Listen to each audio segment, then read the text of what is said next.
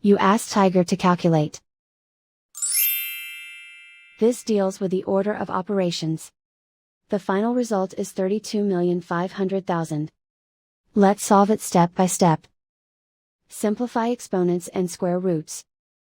10 to the power of 6 equals 1,000,000. 10 to the power of 7 equals 1,000,000. Perform any multiplication or division, from left to right. 3 times 1,000,000 equals 2.5 times 1,000,000 equals 2. Calculate any addition or subtraction, from left to right. 3,000,000 plus 25,000,000 equals 325,000,000. And so the final result is 32,500,000.